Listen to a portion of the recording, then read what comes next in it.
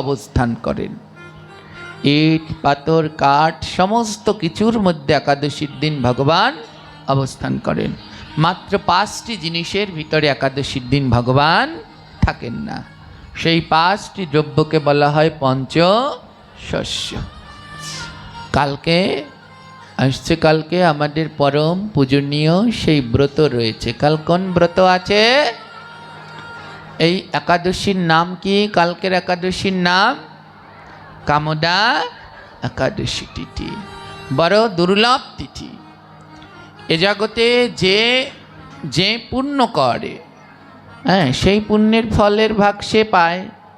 যে পাপ করে সেই পাপের ভাগ সে পায়। একজনের পাপ আরেকজনে নিতে পারে, একজনের পুণ্য একজনে নিতে পারে, কিন্তু বড় আশ্চর্যময় এই একাদশী তিথি।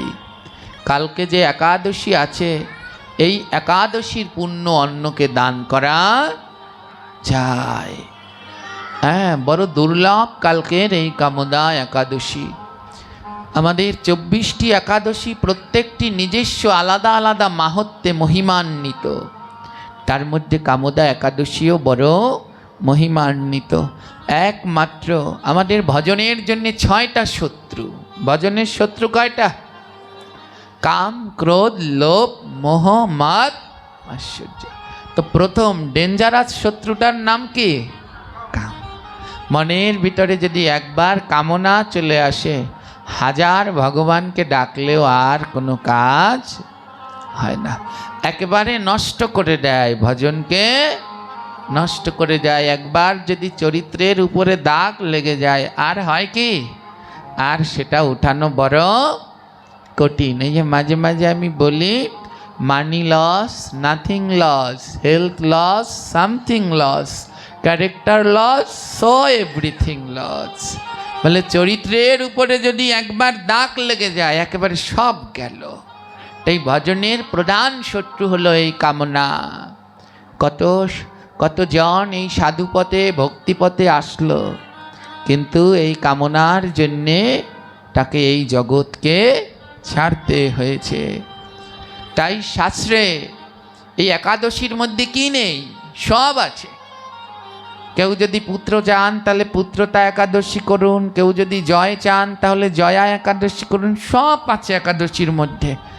আর বললেন কেউ যদি কামনাকে দেহ থেকে দূর করতে চান তাহলে এই বিষ্ণু মাসের শুক্লপক্ষীয় একাদশী কামদা একাদশী ব্রত পালন করুন। আপনি অবশ্যই এই ষড়রিপুর কামনাকে জয় করতে পারবেন। কাল সেই পরম পবিত্র তিথি। তাই আদ্যকার আমাদের আলোচ্য বিষয়বস্তু হলো একাদশী। কে প্রত্যেকটা একাদশী করেন? এখানে যারা ভক্তরা আছেন কে প্রত্যেকটা একাদশী করেন? হাত তুলবেন, মিথ্যে বলবেন না। কে প্রত্যেকটা করেন? বাহ, খুব ভালো। মাঝে মাঝে দ্বীপ আছে, মাঝে মাঝে 2-1টা দ্বীপ, মানে 2-1 জায়গা থেকে হাত ওঠেনি, আবার যে জায়গা থেকে ওঠেনি একেবারে গোল দিয়ে ওঠেনি, মানে এনারা সবাই আশেপাশের বান্ধবী। সমস্ত পাপের ক্ষমা হয়, কিন্তু একাদশী না করলে সেই পাপের ক্ষমা। আমি যে শ্লোকটি প্রথমে পাঠ করলাম, এখানে বললেন ব্রহ্মাগ্নস্য সুরাপায়স্য স্তর্ণীয় গুরুতল্পিনা। অর্থাৎ শাস্ত্রে উল্লেখ করা আছে ব্রহ্মঘাতী হলে, সুরাপান করলে, গুরুদ্বার গমনী হলে, তার থেকেও প্রাচিত্যের শাস্ত্রে বিধান আছে। কেউ যদি সুরাপান করে, কেউ যদি ব্রহ্ম হত্যা করে, গুরুঘাতী হয়, বলে এ থেকেও শাস্ত্রে বিধান আছে যে উদ্ধার হওয়া যাবে। কিন্তু এই শ্লোক বললেন কেউ যদি একাদশী ব্রত না করে, একাদশ ভজি জহা পিতৃভ্যঃ স্বামজ্জয়তি। বললেন কেউ যদি একাদশীর দিন অন্ন আদি ভোজন করেন তাহলে সেই পাপের আর কোনো ক্ষমা, সে তো নরকে যাবেই। পিতৃভ্যঃ স্বা, তার পিতৃপুরুষগণ সহ নরকে যেতে হবে। কি আশ্চর্য না! পাপ করলাম আমি, একাদশী করব না আমি, আর নরকে যাবে আমার পিতৃপুরুষও। হ্যাঁ, গ্রন্থের এই শ্লোক বললেন, কেউ যদি একাদশী না করে, একাদশীর দিন অন্ন ভোজন করে, তাহলে সে তো নরকে যাবেই, তার পিতৃপুরুষগণ নরকে যাবে। বলে কেন? পিতৃপুরুষগণ কি অপরাধ করলো? বলে পিতৃপুরুষগণ তোমাকে সঠিকভাবে মানুষ করতে পারেনি। প্রত্যেক মাতা পিতার কর্তব্য সন্তানকে ছোটবেলা থেকেই একাদশী ব্রত করানো। আর যে শিশুকাল থেকে কৃষ্ণ ভজন করে সে কোনো সময় বিপথে যেতে পারে না। গ্রন্থ বললেন, শিশুকালে ভজে কৃষ্ণ আসে তরাসে, জৈবনে ভজিলে কৃষ্ণ আসে কি না আসে। বৃদ্ধ কালে ভজে কৃষ্ণ জমের তরাসে। কৃষ্ণ ভজনের উপযুক্ত সময় হলো শিশুকাল। শিশুকালে ভজে কৃষ্ণ আসে তরা। বলে কেউ যদি শিশুকাল থেকে কৃষ্ণ ভজন করে খুব তাড়াতাড়ি সে কৃষ্ণকে পায়। যৌবনে ভজিলে কৃষ্ণ আসে কি না আসে? যৌবনকালে কৃষ্ণ ভজন করলে পেতেও পারো, নাও পেতে পারো, কারণ যৌবনকালে মন বড় উড়ু উড়ু করে। এই ফেসবুক, এই কি শ্রাদ্ধ মেরাদ্ধ কতটা আছে, ওই নিয়ে দৌড়ায়, গেমস গমস, আবার ওই খেলে আবার মরে। হ্যাঁ, কতটার পিছনে দৌড়ায়, ভগবানের পিছনে আর দৌড়ানো হয় না। তাই যৌবনে ভজিলে কৃষ্ণ আসে কি না? আসতেও পারে। হ্যাঁ, যারা ভজন করতে জানে তাদের তো আসবে। যেমন আমার এই অনেক মায়েরা এই অল্প বয়সে এখানে বসেছেন, তিলক মালা ধারণ করেছেন, এদের আসবে। কিন্তু যারা বসতে পারলেন না, আমার অনেক ইয়ং ভাইয়েরা বাবারা হরিকথায় আসতে চায় না, বলে এদের আর এই যৌবনে কৃষ্ণ ভজন হবে না। তাই যৌবনে ভজে কৃষ্ণ আসে কি না আসে। বৃদ্ধকালে ভজে কৃষ্ণ জমেরও তরাসে। বৃদ্ধকালে আর কি কৃষ্ণ ভজন করবে? এ সময় জমের তরাসেই আর দিশে পাবে না। আমার বয়স একটু হলে পরে আমাদের মায়েরা খুঁটি খোঁজে, খুঁটি খোঁজে কোনটার সাথে হেলান দিয়ে বসা যায়। কেউ তো আবার সঙ্গে করে একখানা টুল নিয়ে চলে আসে। প্রত্যেক ঠাকুর ঘরে গেলে একখানা মোড়া পাওয়া যায়। মোড়া দিয়ে কি হয়, বাবা আসন করে বসে পুজো দিতে পারি না, তাই মোড়ার উপরে বসে দেয়। এটা আপনাদের কোনো দোষ নয়, এটা বয়সের দোষ। একদিন এই বয়সে আসলে আমারও হবে। তাই বৃদ্ধকাল কৃষ্ণ ভজনের উপযুক্ত নয়। এখানে শরীর নিয়েই ব্যস্ত থাকতে হয়, ভজন করব কোন সময়? তাই যা করবার খুব তাড়ায় তাড়ায় করতে হয়। তাই ভজন করবার উপযুক্ত শ্রেষ্ঠ সময় হলো শিশুকাল। আর শিশুকালে সন্তানদের ভজন করানোর দায়িত্ব হলো মাতা পিতার। আমরা বড় দুঃখী জাতি, জানেন, ছোটবেলা থেকে বাচ্চারা ভজন করতে আসে, কিন্তু আমাদের মা বাবা দেয় না। বাচ্চাদের নিয়ে যখন কীর্তনে যায়, মেলায় যায়, আমি অনেক দেখেছি বাচ্চারা আবদার করে, আমাকে একটা মালা কিনে দাও না, একটা জপ মালা কিনে দাও না।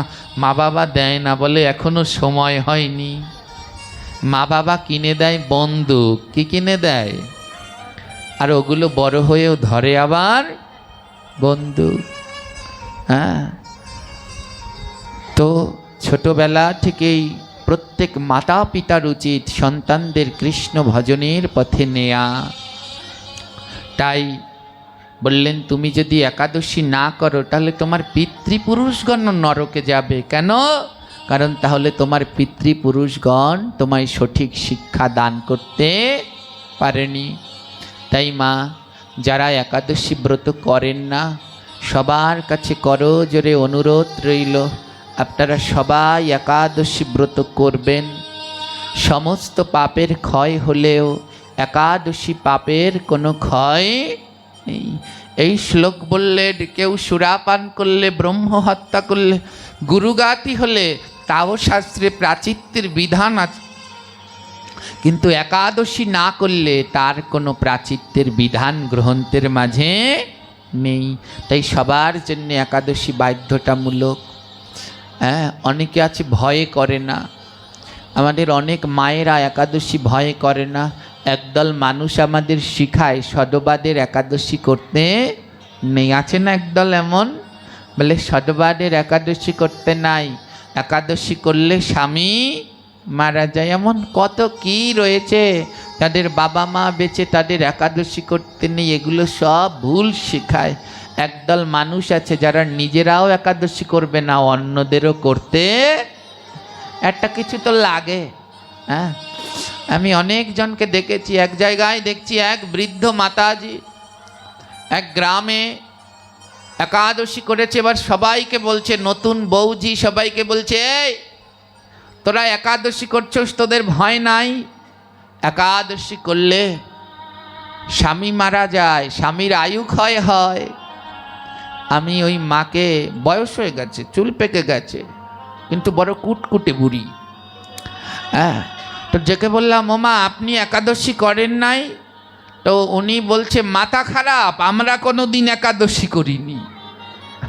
তো আমি জিজ্ঞেস করলাম, আপনার স্বামী মরল কেন? আপনাকেও তো দেখছি শাখা সিঁদুর নেই, আপনি তো জীবনে একাদশী করেননি, আপনার স্বামী বাঁচল না কেন? আর কোনো কথা বলছে না। এগুলো ভুল ধারণা।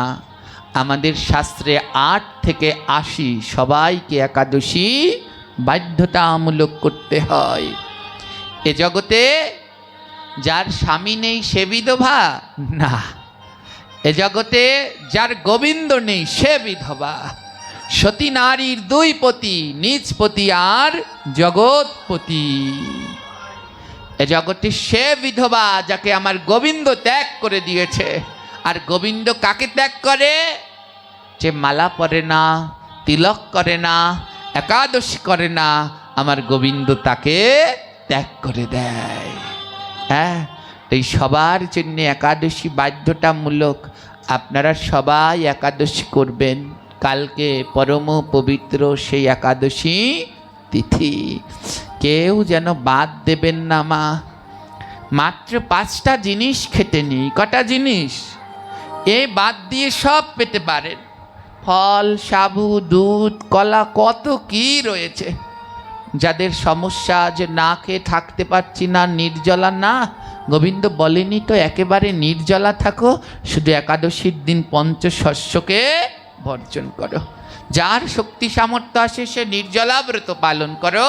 আর যার আমার মতো যেগুলো আছেন অদম, পারেন না নির্জলা, সে ভগবানকে দিয়ে সবজি ফল মূল গ্রহণ করো। কত কি দিলেন, আলু, পেঁপে, কুমড়ো, কত কি ভগবান দিলেন একাদশীতে গ্রহণ করবার জন্যে, কত ফল মূল, কিন্তু তাও আমরা একাদশী করতে চাই না। মাত্র 5টা জিনিস একাদশীর দিন নিতে নেই। অন্ন জাতীয় যা আছে, ভাত জাতীয় চিরামুড়ি ভাত নিতে নেই, ডাল জাতীয় যা আছে নিতে নেই, তেল বীজ জাতীয় যা আছে সেগুলো নিতে নেই। হ্যাঁ, জব গম জাতীয় যা আছে, রুটি ময়দা, এগুলো নিতে নেই। আর তিল জাতীয় যা আছে সেগুলো নিতে নেই। আমার তিল তো আমরা 12 মাসেই খাই না। রইল গিয়ে আটা, ময়দা, সুজি, ও তো সবাই খায় না। সাধারণত ভাতই আমরা বাঙালিরা বেশি খাই। 15 দিনে যদি একদিন ভাত না খাই মরে যাবেন কি? ডক্টরগণ বলছে, আজ আমাদের একজন ডাক্তাররা এসেছে, ডক্টর সায়েন্স বলছে মাঝে মাঝে পাকস্থলীটাকে একটু বিশ্রাম দিতে হয়। এই যে একটা ফ্যান, একে যদি 24 ঘন্টা চালিয়ে রাখেন, কোনো বন্ধ না করেন, টানা দিনের পর দিন চলতে থাকবে, এ ভালো থাকবে? জোরে বলুন, ভালো থাকবে? নষ্ট হয়ে যাবে। মাঝে মাঝে একে একটু বিশ্রাম দিতে হবে, একে একটু অফ রাখতে হবে, ইঞ্জিনটাকে একটু বিশ্রাম দিতে হবে, নাহলে এ ভালো থাকবে না। তদ্রূপ এই দেহটাও একটা মেশিনের মতো, আর এই পাকস্থলীটা এও একটা যন্ত্র। এর কাজ হলো খাদ্য হজম করা। আপনি যদি না ঘুমান বাঁচতে পারবেন? না ঘুমালে ঘুমাতে আপনাকে হবে, এটা চোখের বিশ্রাম। ঘুমালে পরে হাতগুলো বিশ্রাম পায়, পাগুলো বিশ্রাম পায়, চোখগুলো বিশ্রাম পায়, কিন্তু পাকস্থলী তার কাজ চালিয়েই যায়। তাই সায়েন্স বললেন প্রত্যেক 15 দিনে অন্তত পাকস্থলীকেও একটু বিশ্রাম দিতে হয়, আর তার নামই হলো সনাতন ধর্মে একাদশী ব্রত। বলে ওটাকে যদি একটু মাঝে মাঝে বিশ্রাম না দাও, একদিন তো ও নষ্ট হয়ে যাবে। তাই প্রত্যেক 15 দিনে একদিন ব্রত পালন করা সবার একান্ত কর্তব্য। তাই যারা একাদশী ব্রত করেন না, সবার কাছে অনুরোধ, এ স্বাস্থ্যের জন্য ক্ষতি নয়, এ স্বাস্থ্যের জন্য বড় ভালো। কেউ যদি মনে করেন একাদশীর উপোস করলে আমি অসুস্থ হয়ে যাব, ভুল ভাবছেন, মোটেই না। একাদশী করলে বরং আরও আপনি সুস্থ সবল থাকবেন। হ্যাঁ, আর যারা এমন ভুল প্রচার করছে একাদশী করলে ছেলে মেয়ের আয়ু ক্ষয় হয়, স্বামীর আয়ু ক্ষয় হয়, এমনি কতকজন রয়েছে, এদের কথায় মোটেও কান দেবেন না। এরা নিজেরাও করবে না, অন্যদেরকেও করতে দেবে না। সবাই একাদশী ব্রত পালন করবেন। বললে এই একাদশী করলে কি হয়? বলে অনায়াসে গোবিন্দ লাভ করা যায়। এই একাদশী কেউ যদি নিষ্ঠার সাথে পালন করতে পারে, অনায়াসে সে গোবিন্দ লাভ করতে পারে, তাতে আর কোনো সন্দেহ নেই। তাই আমাদের প্রত্যেকের উচিত নিষ্ঠার সাথে একাদশী ব্রত পালন করা। একটি ব্রত যেন বন্ধ না দেই। কেউ যদি মনে করেন যে বাবা আমি তো অসুস্থ, আমি তো একাদশী করতে পারবো না, আমার মনে হয় যে অসুস্থ তার সবার আগে একাদশী ব্রত করা উচিত। অনেকে মারা যায় না, একাদশীর দিন মারা যায় না। সবাই বলে লোকটার কি ভাগ্য ভালো, একাদশীর দিন মারা গেছে, উনি একেবারে গোলকধামে যাবেন। কথা সত্য না মিথ্যা? একাদশীর দিন মারা গেলে একেবারে ভগবানের ধামে যাবে। সেগুড়ে বালি। একাদশীর দিন মারা গেলেই ভগবানের ধামে যাওয়া যায় না। একাদশীর দিন মারা গেলে আপনি জীবনেও একাদশী করেননি, যদি আপনি একাদশীর দিন মারা যান তাহলে ভগবানের ধামে যাবেন? আমাদের বাড়ির পাশে একজনের নাম ছিল মনসুর, মারা গেছে ভূমি একাদশীর দিন। সারা জীবন গালাগালি করত। একাদশী করা তো দূরের কথা, ঘণ্টা শঙ্কের বাড়ি শুনলেই গালাগালি শুরু করে দিত। এবার সে কি একাদশীর দিন মারা গেছে, সে কি ভগবানের ধামে যেতে পারবে? যে একাদশীর দিন মারা যায় কিন্তু একাদশী করে নাই, মনে রাখবেন তার নরকবাস সুনিশ্চিত। আর কেউ যদি একাদশী ব্রত পালন করে তারপরে একাদশীর দিন মারা যায়, তাহলে তার জন্য আমার গোবিন্দের গোলক ধাম সুনিশ্চিত। অর্থাৎ একাদশী ব্রত করে দেহত্যাগ করলে সে ভগবানের ধামে যায়, কিন্তু একাদশী না করে যদি একাদশীর দিন মরে তাহলে তার জন্যে নরক নিশ্চিত। তাই কেউ যদি মনে করেন আমি অসুস্থ, যদি একাদশী করলে কিছু হয়ে যায়, তাহলে তার আরও আগে একাদশী করা উচিত। যদি মরি যেন একাদশী করে একাদশীর ব্রতের দিন দেহত্যাগ করি, আর দেহান্তে যেন গোবিন্দ তোমার চরণ লাভ করতে পারি।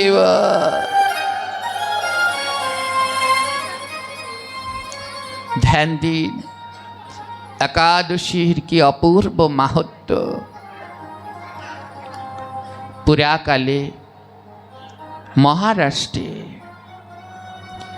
এক পরম কৃষ্ণ ভক্ত ছিলেন।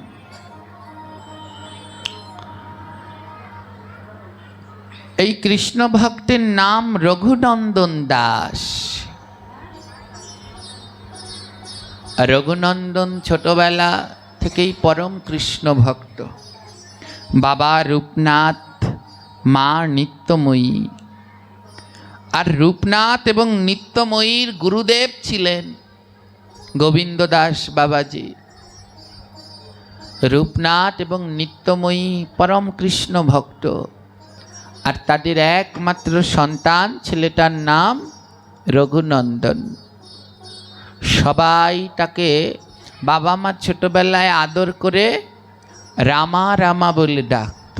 রঘুনন্দন রামেরই এক নাম, তাই রামা রামা বলে সবাই আদর করে ডাকতেন। এই রঘুনন্দন ছোটবেলা থেকে বড় সহজ সরল, হ্যাঁ সহজ সরল ছোটবেলা থেকেই।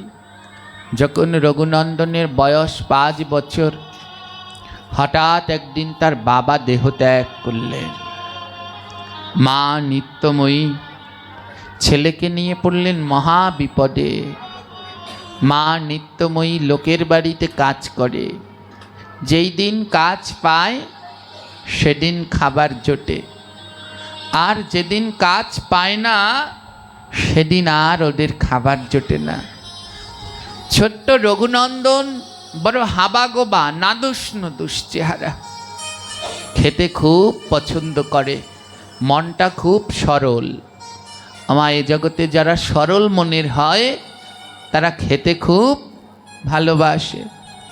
রঘুনন্দনও খেতে খুব ভালোবাসে। একটু পর পর মায়ের কাছে গিয়ে খাবার চায়, মা কিছু খেতে দাও না, কিছু খেতে দাও না। কিন্তু ওর মা এমন দুঃখী, সব সময় ছেলের ইচ্ছে পূর্ণ করতে পারে না। কোনো বেলায় খেতে দিতে পারে তো কোনো বেলায় খেতে দিতে পারে না। বড় দুঃখী, কিন্তু ওরা বড় কৃষ্ণ ভক্ত। যা পায় লোকের বাড়িতে কাজ করে গোবিন্দকে না দিয়ে গ্রহণ করে না। বড় কৃষ্ণ ভক্ত। এ জগতে মা তারাই বড় দুঃখী হয় যারা কৃষ্ণ ভক্ত হয়, কারণ ভগবান তাদের বেশি বেশি দুঃখ দেয়। বলে বেশি বেশি দুঃখ না দিলে তো তোমরা আমায় ভুলে যাবে, তাই ওদের বারবার দুঃখ দেয়।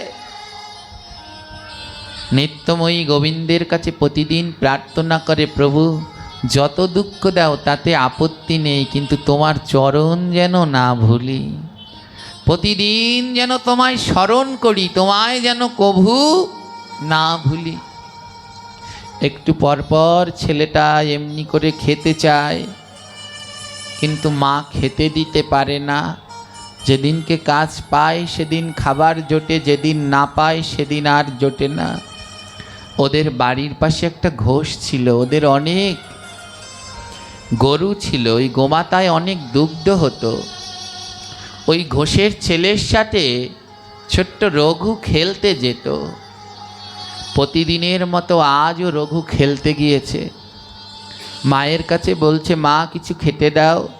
মা বলছে, যা খেলা করে আয়, তারপরে খেতে দেব। মায়ের কাছে কোনো খাবার নেই। মা ঘরে দ্বার বন্ধ করে গোবিন্দের মন্দিরে বসে কাঁদছে, ভগবান যদি ছেলে এসে খেতে চায় আমি কি খেতে দেব? ঘরে তো একটা দানা অন্নও নেই। আর ছোট্ট রঘু, মা বলছে খেলা করে আয়, তারপরে খাবার দেব। ছোট্ট রঘু পাশের বাড়ির বন্ধুর সাথে খেলতে যাচ্ছে, আর বন্ধুকে ডাকছে।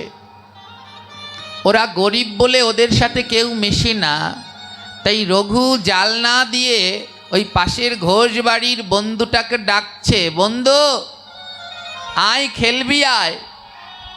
ঘোষগিন্নি তার ছেলেকে জোর করে দুধ খাওয়াচ্ছে, আর জানালার ফাঁকা দিয়ে রঘু ওটা দেখছে।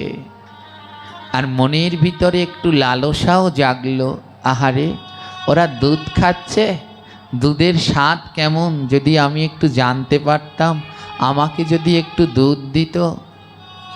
রঘু জালনা দিয়ে অপলক দৃষ্টিতে তাকিয়ে রয়েছে, আর ঘোষ গিন্নি, ওই বড়লোক গিন্নি তার ছেলেকে জোর করে দুধ খাওয়াচ্ছে, আর রঘু ওই জালনা দিয়ে অপলক দৃষ্টিতে দেখছে। হঠাৎ ওই ঘোষগিন্নির নজর পড়ল যে তার ছেলে দুধ খাচ্ছে, আর জানলা থেকে ওই ভিখারির ছেলে দেখছে। ঘোষগিন্নি একটা ঝাঁটা নিয়ে চলে গেল। তোর এত বড় সাহস, আমার ছেলের খাবারের দিকে নজর দিলি? একটা ঝাঁটা দিয়ে ছোট্ট রঘুকে মারতে লাগলেন। আর এত মারল, ওই ঝাঁটার সমস্ত শলাগুলো রঘুর দেহের মধ্যে গেঁথে গেল। রঘু হাত জোর করে বলছে, মা আমি না ওই খাবারের দিকে নজর দেইনি, বিশ্বাস করো, আমি খেলতে এসেছিলাম, আমি তোমার ছেলের খাবারের দিকে নজর দেইনি, আবার মিথ্যে বলছিস। ঝাঁটা দিয়ে মারতে মারতে ছেলেটার দেহকে ক্ষতবিক্ষত করে দিয়েছে। কেউ একজন দৌড়ে গিয়ে বলছে, রঘুর মা, তোমার রঘুকে বোধহয় মেরেই ফেললো। ছুটতে ছুটতে গেছে মা, তো ছুটতে ছুটতে গিয়ে জড়িয়ে ধরেছে, গিয়ে দেখে ছেলের সারা গায়ে ওই ঝাঁটার শলাগুলো বিদ্ধ হয়ে গেছে। কোলে করে গৃহে নিয়ে গেলেন। জনম দুঃখিনী মা একটা একটা করে পিঠ থেকে শলা তুলছে। এ জগতে মায়ের যন্ত্রণা কেবল মাই বোঝে। আর সেই মা আরও বুঝতে পারে, সন্তান কিছু চাইলে যে মা ইচ্ছা পূর্ণ করতে পারে না, সেই মা বোঝে কি যন্ত্রণা। যেই মায়ের সন্তান আছে কিন্তু পাশে নেই, সেই মা বোঝে কি যন্ত্রণা। এত মার মেরেছে না ছেলেটাকে, রাত্রে জ্বর হয়ে গেছে, প্রচুর জ্বর। মায়ের কাছে বলছে, মা আমি বোধহয় আর বাঁচব না, আমার এত যন্ত্রণা করছে, আমি বোধহয় আর বাঁচব না। ও মা, আমার একটা শেষ ইচ্ছা পূর্ণ করবে? মা বলছে, অমন বলিস না। ও মা, জানো আমি ওই বাড়িতে না দুধ খেতে যাইনি, কিন্তু তাও আমায় মিথ্যা অপবাদ দিয়ে এমন মেরেছে। জানো মা, আমার একটা শেষ ইচ্ছা কি, আমাকে এক গ্লাস দুধ এনে দেবে? আমি এক গ্লাস দুধ খেয়ে দেখতাম যে ওর ভিতরে কত স্বাদ, যার জন্যে এমন করে আমায় ওরা মারল। এক গ্লাস দুধ এনে দেবে? জনম দুঃখিনী মা বলল, বাবারে, ওই দুধের ভিতরে যা স্বাদ আছে তার থেকে 100,000 গুণ স্বাদ রয়েছে কৃষ্ণ নামে। ও বাবা, কৃষ্ণ নাম কর, কৃষ্ণ নাম কর, দেখবি নামে যে স্বাদ, ও স্বাদ আর জগতে কোথাও নেই। মাথার কাছে বসে মা মাথায় হাত বুলিয়ে দিচ্ছে আর কৃষ্ণ নাম করছে। হরে কৃষ্ণ হরে কৃষ্ণ কৃষ্ণ কৃষ্ণ হরে হরে, হরে রাম হরে রাম রাম রাম হরে হরে। হরে কৃষ্ণ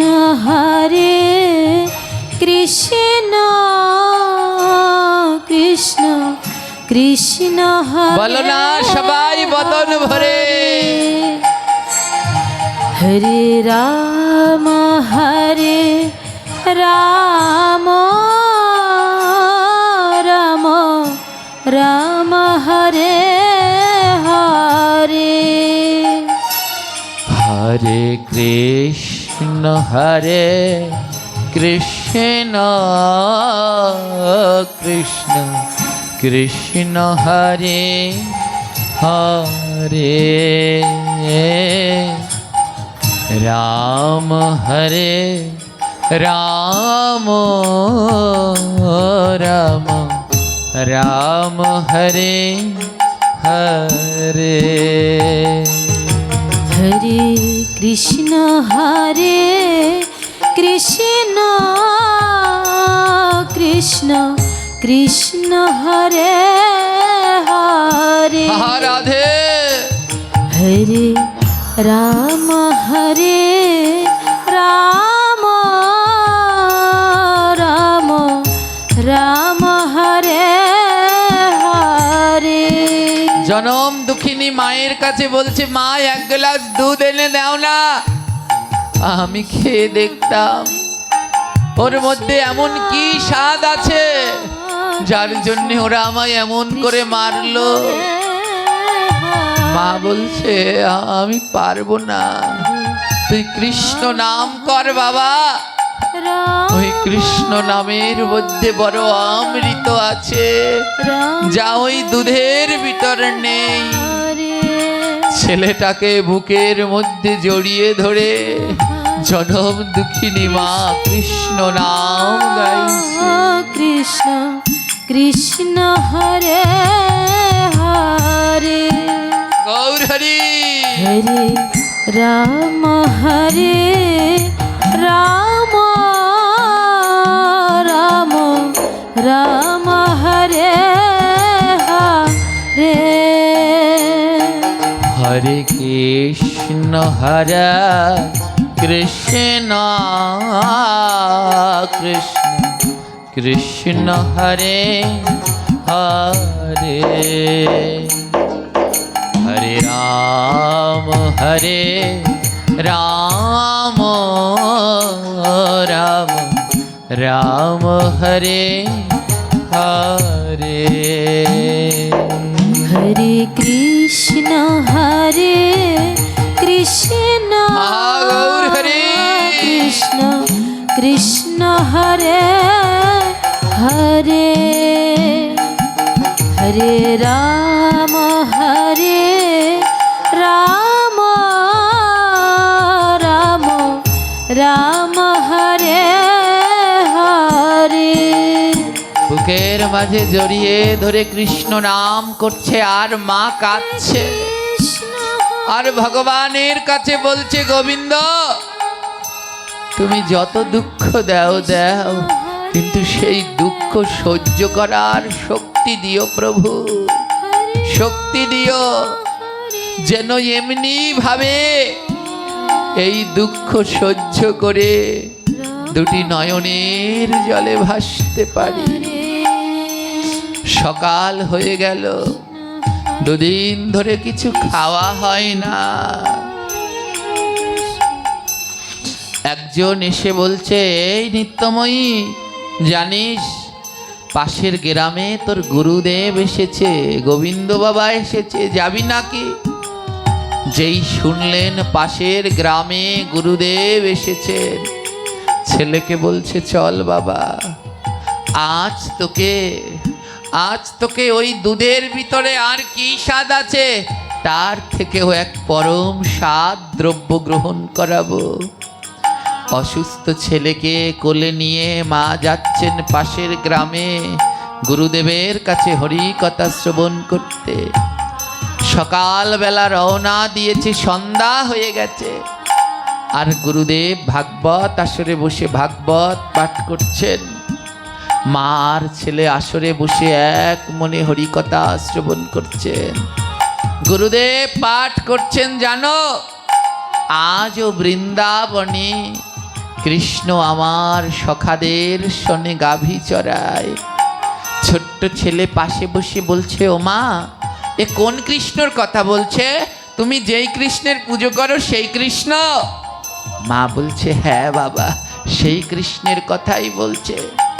গুরুদেব বলছে জানো ভক্তগণ, কৃষ্ণের 9 লক্ষ ধেনু আছে। আজও কৃষ্ণ বৃন্দাবনে সেই 9 লক্ষ ধেনু নিয়ে গোষ্ঠে যায়। রাখাল রাজা আমার সেই 9 লক্ষ ধেনুদের নিয়ে আজও চড়ায়। ছোট্ট ছেলে মাকে ডেকে ডেকে বলছে ও মা যদি 9 লক্ষ গরু থাকে তার মানে তো অনেক গরু। আমাদের পাশের বাড়ি ঘোষ, ওদের মাত্র 5টা গরু, তার জন্যে ওদের বাড়িতে 2 জন কাজের লোক। আর কৃষ্ণদের 9 লক্ষ গরু আছে, তাহলে তো কৃষ্ণদের কত না জানি কাজের লোক আছে। গুরুদেব ভাগবত পাঠ করছেন জানো, জগতে আমার যশোদা মায়ের মতো এমন দয়ালু আর কেউ নেই। মা যশোদা সবাইকে সমানভাবে ভালোবাসেন, নিজের গোপালকে যেমন ভালোবাসেন সবাইকেও তেমনি ভালোবাসে। ছোট্ট ছেলে ভাগবত শুনে শুনে মনের মধ্যে লালন করে নিল, আমি বৃন্দাবনে যাব, কৃষ্ণের কাছে আমি বৃন্দাবনে যাব।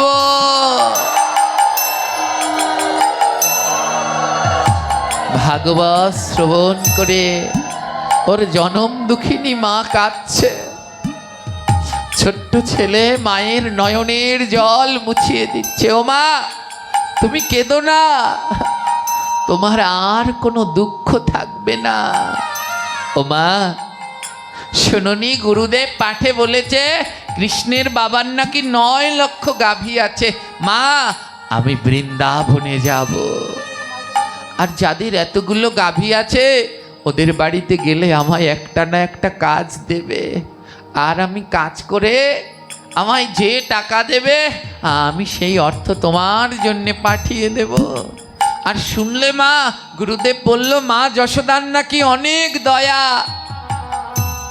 মা যশোদার তো অনেক দয়া, তাহলে আমাকে একটু দুধও খেতে দেবে মা, আর আমি খেয়ে দেখব ওই দুধের মধ্যে কেমন কি স্বাদ, যার জন্যে ওরা আমায় এমন করে মারল।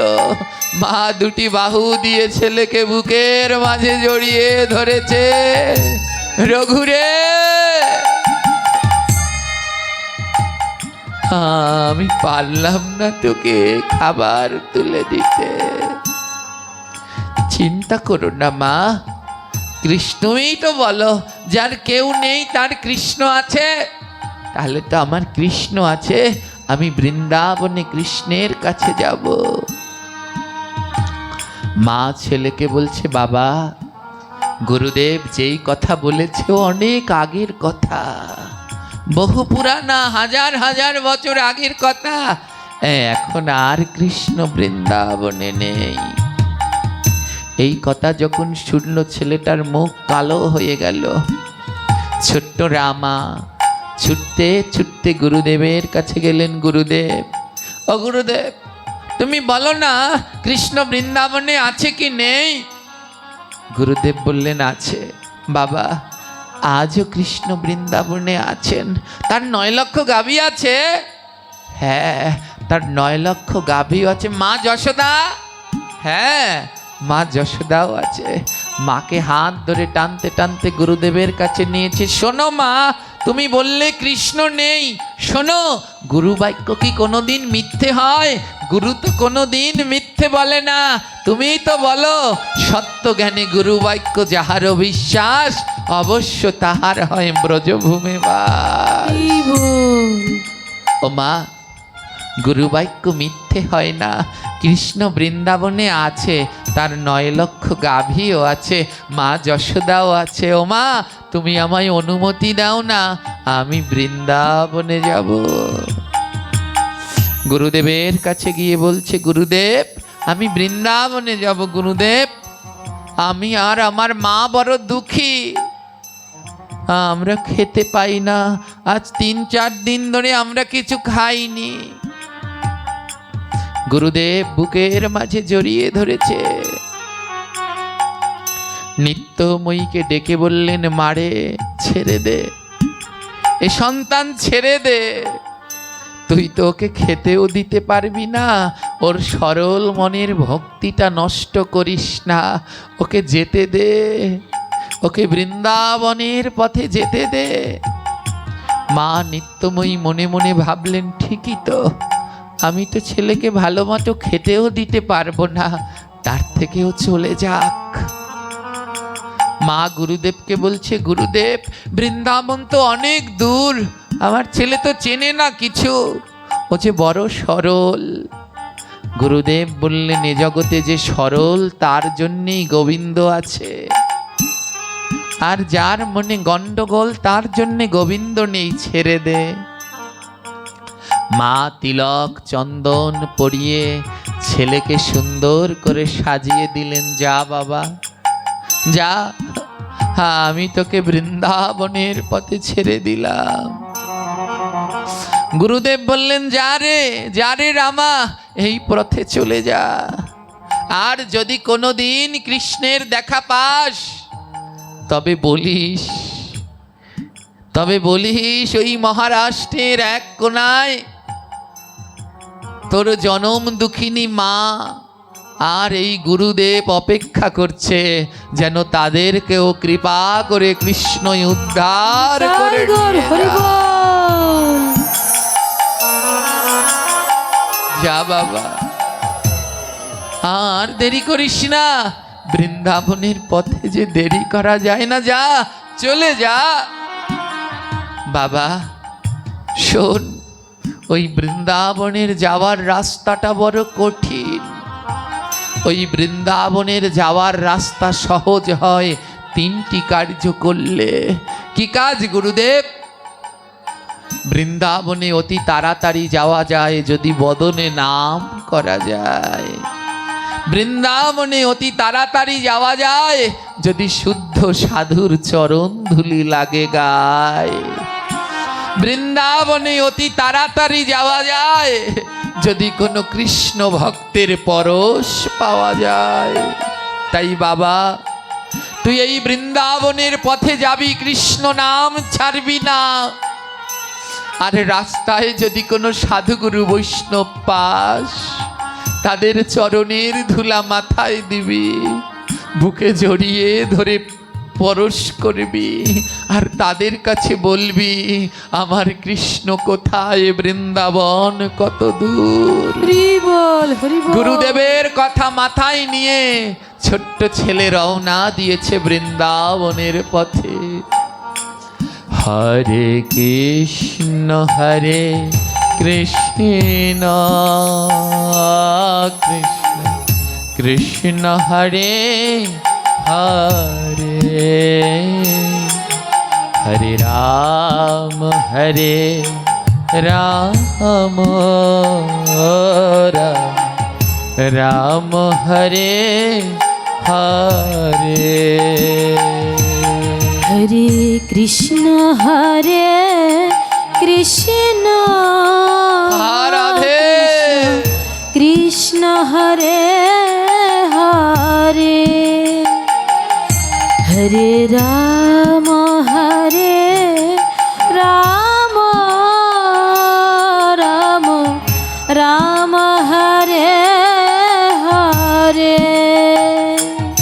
হরে কৃষ্ণ হরে কৃষ্ণ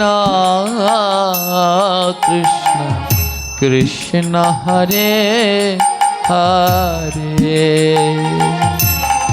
হরে রাম রাম রাম হরে হরে। হরে কৃষ্ণ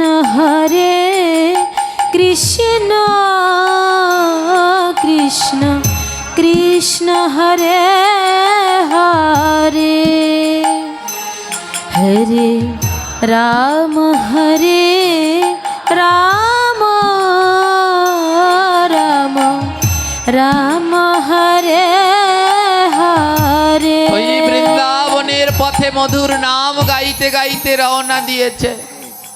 আর রাস্তায় যখন কোনো কৃষ্ণ ভক্ত দেখতে পায়, তাদের চরণের ধুলা নিয়ে মাথায় দেয়। হরি বল। আর সেই পথচারী ভক্তরা বুকে জড়িয়ে ধরে, আহারে ও বাবা তুই কোথায় যাচ্ছিস?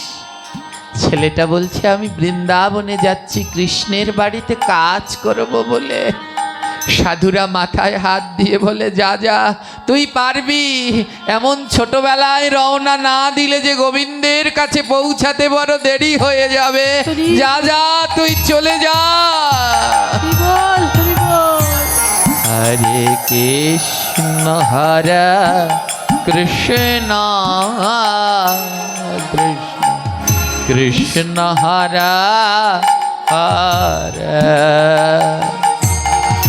হরে রাম রাম রাম হরে হরে। হরে কৃষ্ণ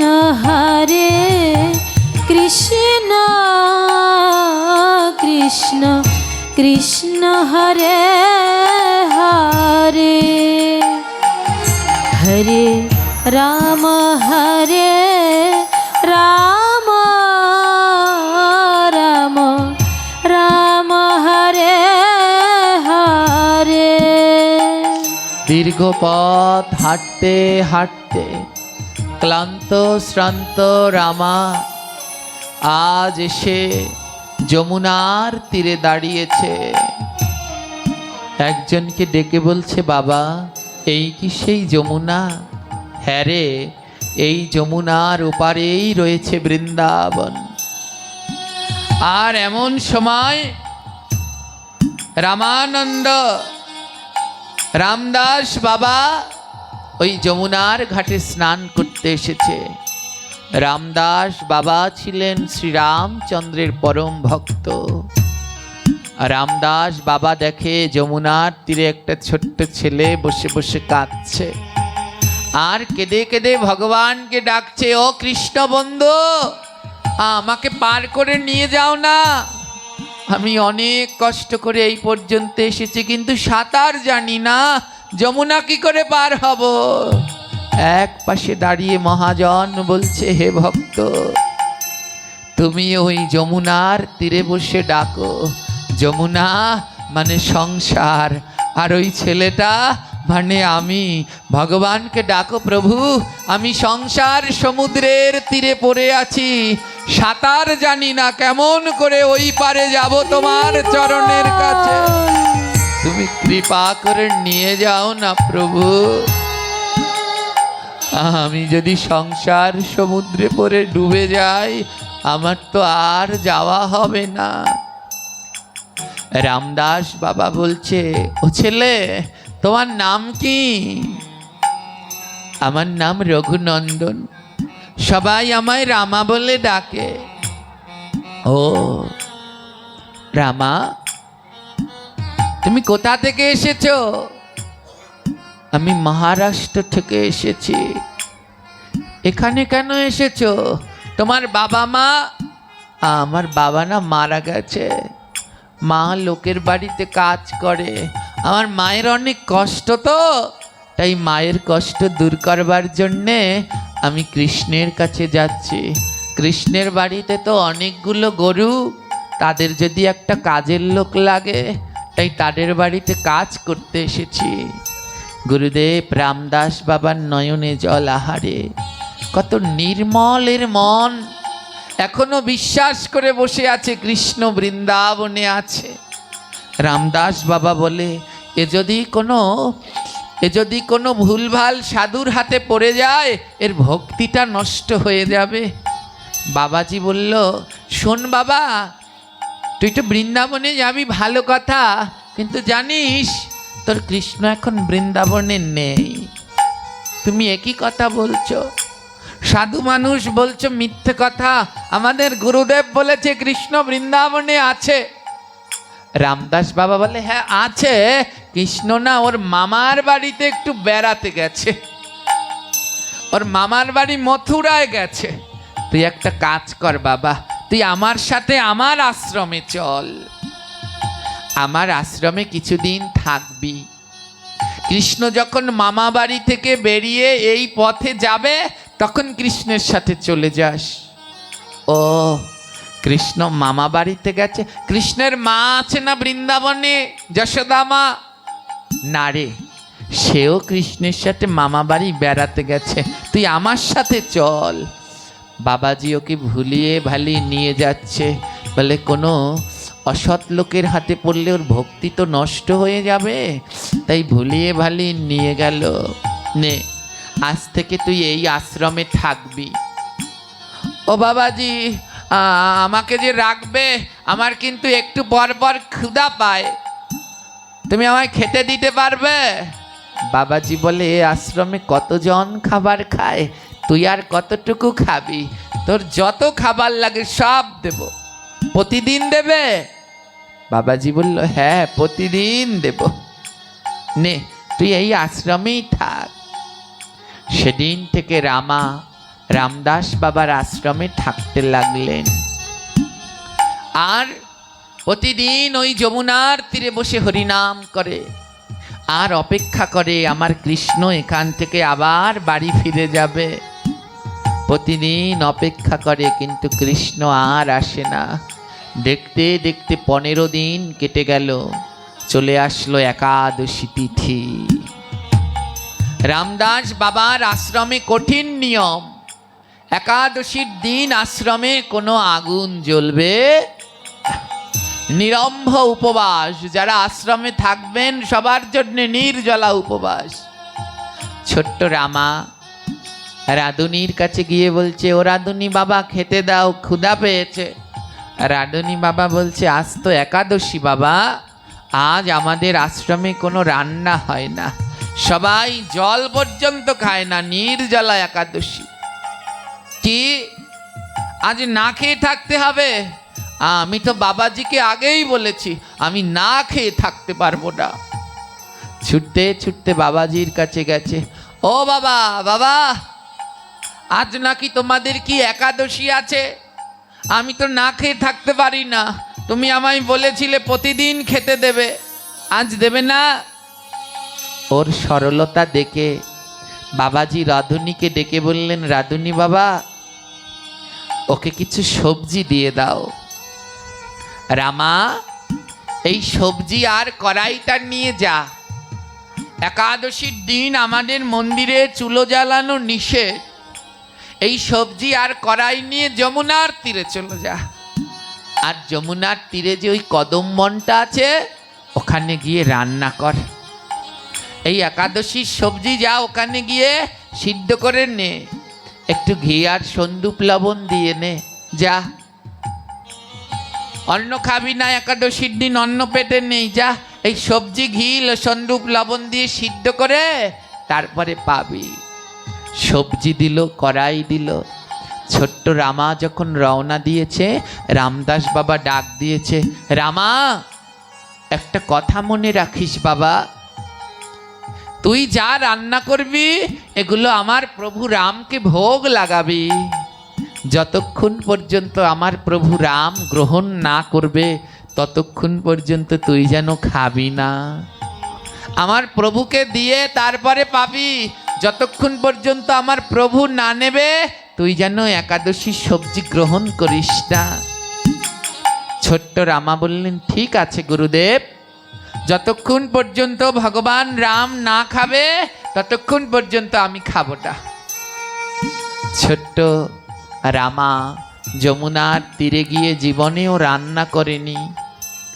আজ রান্না করতে গেলেন মা, ওই কোনো রকমে সবজি সিদ্ধ করতে গিয়ে হাতের বিভিন্ন জায়গা পুড়ে গেছে, তাও ওই সন্দুপ লবণ ঘি দিয়ে সবজিগুলো সিদ্ধ করেছে। আর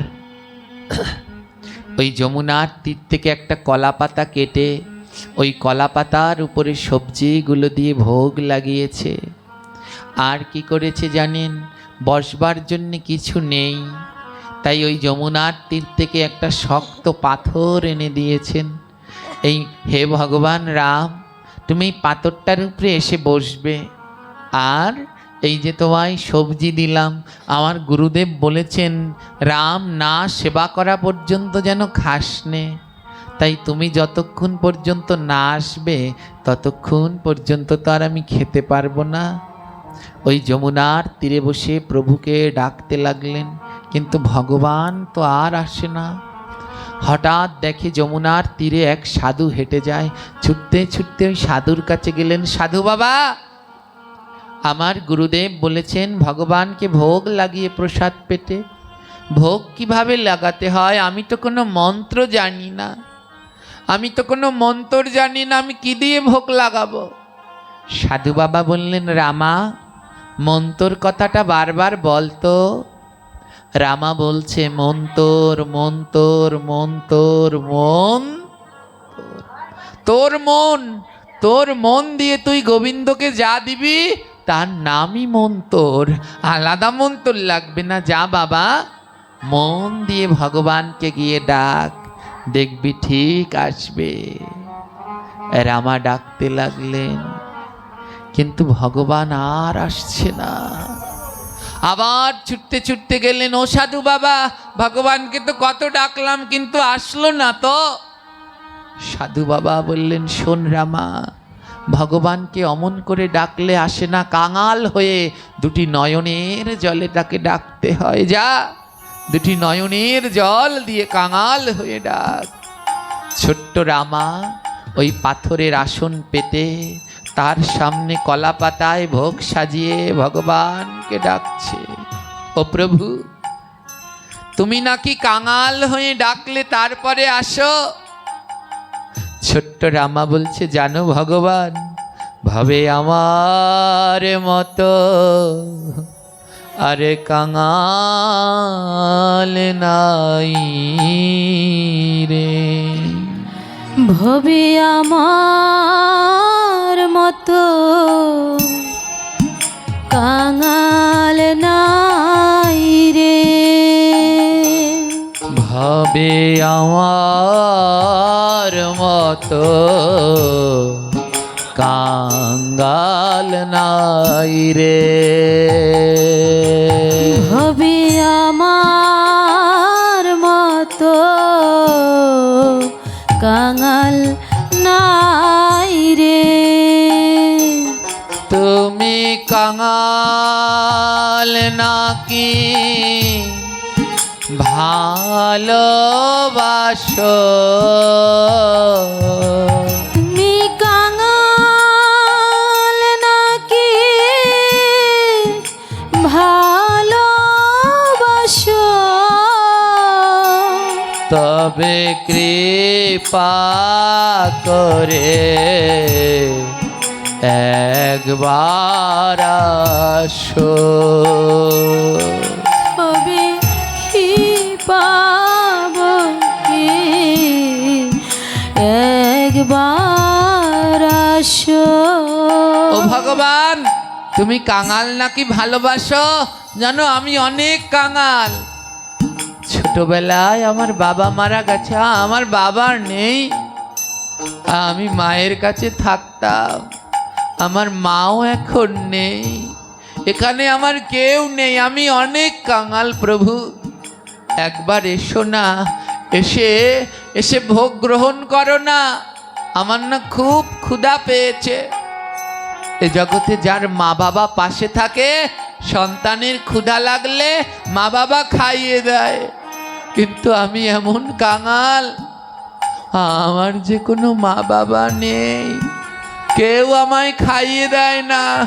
তুমি এসো না প্রভু, তুমি না আসলে যে আমি খেতে পারি না। আমি জন্মে জন্মে কাঙাল প্রভু, আমি জন্মে জন্মে কাঙাল প্রভু। তোমরা চরণ ধুলি দেওয়া মারে, তোমরা চরণ ধুলি দেওয়া আমারে। আমি জন্মে জন্মে কাঙ্গাল ভক্ত, আমি জন্মে জন্মে কাঙাল ভক্ত। ভক্ত আমি এ জন্মের নয়, আমি জন্মে জন্মের কাঙ্গাল গো। তবে ধনের কাঙ্গাল, রূপ যশের কাঙ্গাল নয়। আমি সাধু সঙ্গে বড় কাঙ্গাল। আমি সাধু সঙ্গে বড় কাঙাল। ওই চরণ ধুলা বড় কাঙাল। ওই চরণ ধুলার বড়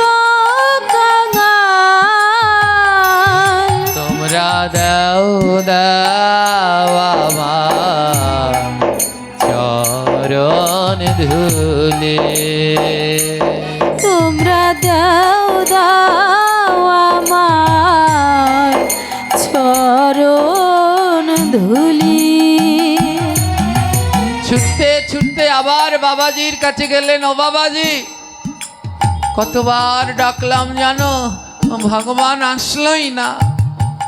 বাবাজি বলল, দুটি নয়ন জল দিয়ে ডাক রামা, নয়ন জল ছাড়া যে ভগবান আসে না। বাবাজি, আমি অনেকবার ডেকেছি জানো, আমার নয়নে না জল ঝরে না। বলে, ঝরবে কি? এ জগতে তো তার নয়নে জল ঝরে রে রামা, যে ভক্তের অঙ্গ পরশ করে। কৃষ্ণ নামে তার নয়নে জল। আবার যমুনার তীরে গেল। বাবাজি বলেছে, ভক্তের অঙ্গ পরশ করলে নয়নে জল ঝরে। কিন্তু এই নির্জন যমুনার তীরে কোনো ভক্ত নেই তো। তবে গুরুদেবের মুখে একদিন শুনেছি, বৃন্দাবনে যারা বাস করে তারা নাকি সবাই ভক্ত। তার মানে এই বৃন্দাবনের গাছগুলো ভক্ত। তাই গাছগুলোকে বুকের মাঝে জড়িয়ে ধরছে আর বলছে, ওরে আয় রে ভক্ত পরশ করে। ওরে আয় রে ভক্ত পরশ করি।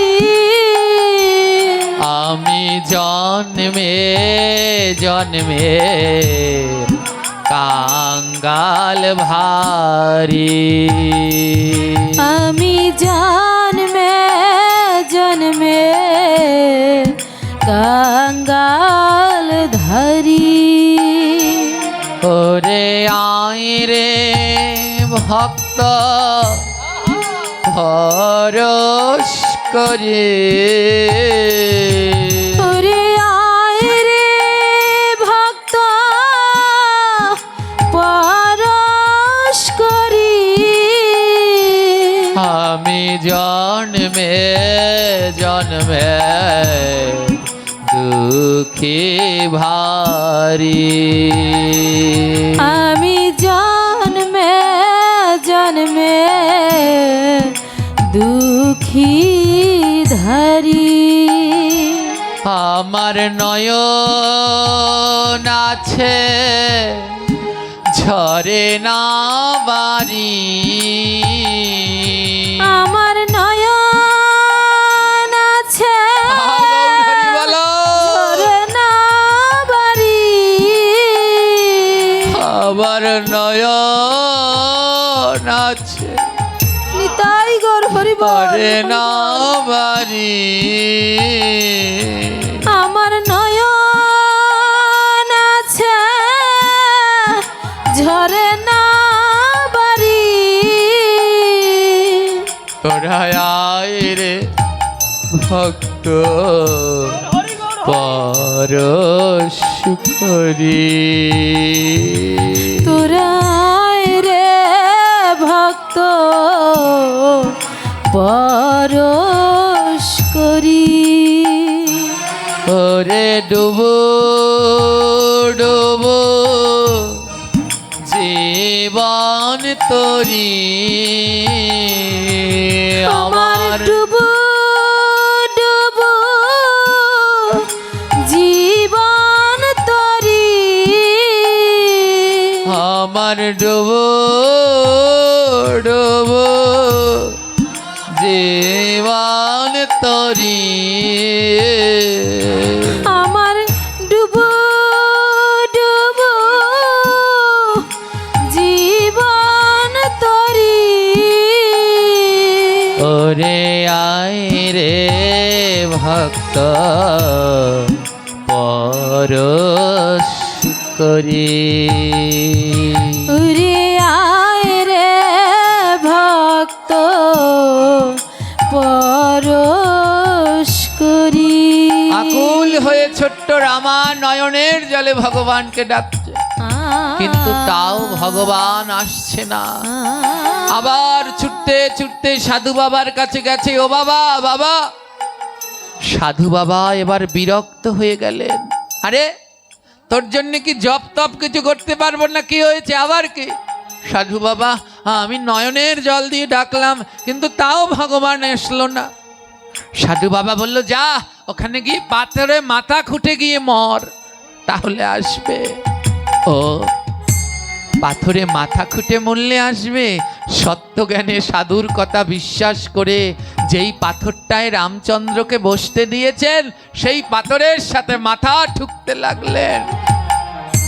আর অযোধ্যায়, সেই নিত্য অযোধ্যায় মা সীতা রামকে ডেকে বলছে, প্রভু তোমার মনে কি কোনো দয়া মায়া নেই? অতটুকু ছেলে কেমন ভাবে তোমায় ডাকছে, তোমার দয়া মায়া নেই? যাও। ভগবান রাম বলে, এবার তো না গেলে হয় না। যখন মাথা ঠুকছে পাথরের সাথে, ঠুকতে ঠুকতে মাথা ক্ষতবিক্ষত হয়ে গেছে।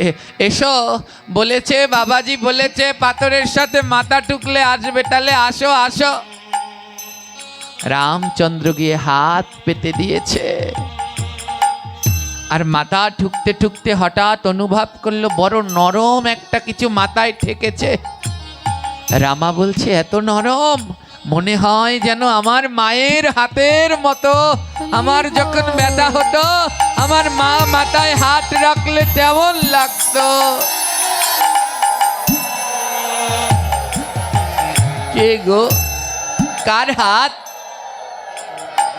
ভগবান বলছে, আমি ভক্তের মা, আমি ভক্তের পিতা, আমি ভক্তের গুরু।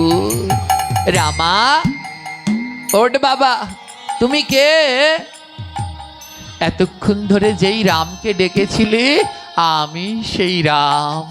লুটিয়ে পড়লেন, আমার রাম এসেছে, আমার রাম এসেছে। ও রামা, আয়, আমরা দুজনে বসে প্রসাদ পাই। হাত পুড়িয়ে রান্না করেছে মা, নুন হয়নি, ঝাল হয়নি, কিন্তু ওর মধ্যে ভক্তির কোনো ঘাটতি নেই। এ জগতে ভগবান নুন ঝাল তেল মশলার রান্না পছন্দ করে না। এ জগতে গোবিন্দ ভক্তি মিশ্রিত রান্না পছন্দ করে। ভালোবেসে যে গোবিন্দকে রান্না করে দেয়, আমার গোবিন্দ সেই ভক্তের হাতের রন্ধন গ্রহণ করে।